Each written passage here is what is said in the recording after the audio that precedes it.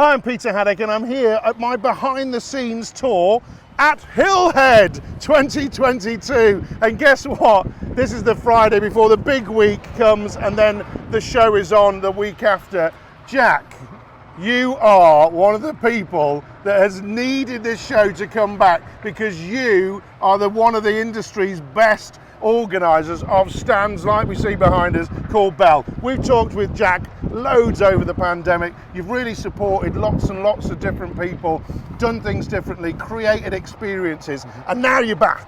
You're back at Hillhead. Yeah. Things have changed, people have left the industry, but what's happened to your business is people have recognised the skill sets of what you're delivering here for big brands and smaller brands, and you've expanded dramatically for Hillhead, haven't you? Yeah, I mean, very nice comments. You know, well, appreciate true. that. Yeah, it's been a difficult period for the whole industry, and yeah, we've had to adapt. But there's nothing better than in-person events. Yes. You know, every customer we spoke to just wants to get back to meeting, greeting, chatting, whether that's over a beer, whether it's over a coffee.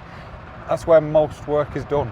Yep. You know, people enjoy this, and what better place than Hillhead? Yeah. You know, Hillhead is such a unique event, you know, and there's been such a clamour for space. I know the organisers, I think they could have probably doubled the size of it. We could double the quarry size. Yeah, exactly. Over 600 exhibitors here, folks. And what was really interesting about it is the mood. The mood is that sense of we've got to be there. We've got to talk to people, like you said. But equally, there's a lot has changed. It's 4 years. Yeah. Technology's changed, equipment's changed, people have changed, moved jobs, and all the rest of it. Yeah. But the one thing is stable, isn't it? That Hillhead is the show to be at, isn't it? Yeah, it's a unique show, and from an industry perspective, I'm often asked, because I work across multiple industries. Yeah. You know, different exhibitions worldwide.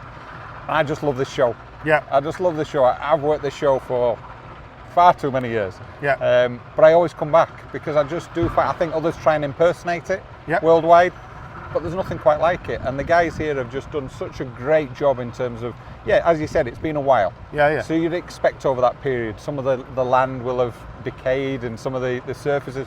They have done a fantastic job. So when people arrive, they will notice that. They will notice that. There's been a big boom here at Hillhead as well because they've moved a whole heap of the quarry face all the way back.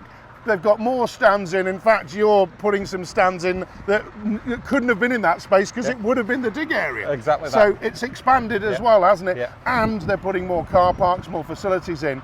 And what's really important to me, though, is going with a show like this 40 years this year, but they're also getting up with the times because they're putting fibre into here. And that must be a big important thing for you with the technology that your clients are asking you to talk about. Exactly that. There's so much technology that's coming into the market and they want to be sure that they can show this. You know, so the fibre, the team, the contractors who are doing the fibre, they've worked on a number of these events and they're excited about it. Yeah. Customers are looking at the opportunity to show different things that they've in the past maybe been hesitant because they weren't sure whether it would work.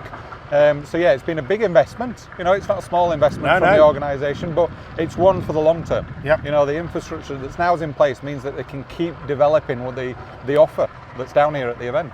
And of course, with the things that we're doing, like videos today, and you're very big on social media, you spend a lot of your time helping people, answering questions as well, is what we're able to do is basically create this into more of a full experience where people have even got Wi-Fi hotspots, people, you know, and basically that allows people to share their experiences, share videos, share pictures, and that's what an event needs to be like this, because you've got to hybridize it, haven't you, really? And I think you've used that term 3 times now, experience. Yeah. And I think events are about creating experience. You know, one of the things I always say is we create experiences. We don't build stands. You know, when someone comes to your stand, they've got to go away having experienced what you wanted to deliver. Brilliant. And I think any visitor now coming to the show will gain an experience. It doesn't matter whether it rains, shines, it's windy, whatever, they'll have an experience. And it's how we adapt stands, you know, how we build stands, how we adapt the experiences so that everyone goes away with a smile on their face. You know, no matter what. You know, we've always experienced different weathers here. And we've always experienced the noise of a real quarry happening. There's the Liebherr dumping again into the Volvo ADT. They're actually still moving the stuff around and preparing that area.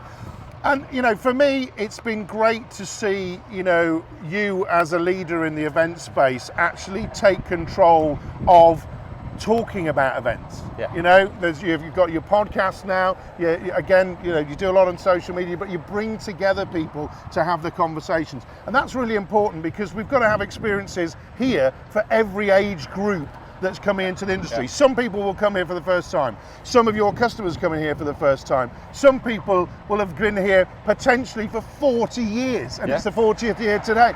So it really is got to be that experience for everyone, hasn't it? It's managing expectations. Yeah. You know, it's managing expectations. People who haven't been here before don't understand what they're coming into to a certain extent. So it's being able to share that knowledge. They'll always get a brutally honest answer from me. You know, that's just how I'm made up. But I think striking a chord and having those honest discussions means that people can come and enjoy what is being created. And yeah, as you say, for the industry, both for the industry that the show is for and for my industry, from the events industry, it's about sharing that knowledge. That's all I try and do. I just try and offer that advice, that guidance. You know, some people may take it on board, some people may not. Exactly. But we need to keep bringing people into our industries. You know, whatever the industry is, we've lost people from it. And some won't return. So we need to keep encouraging this new talent.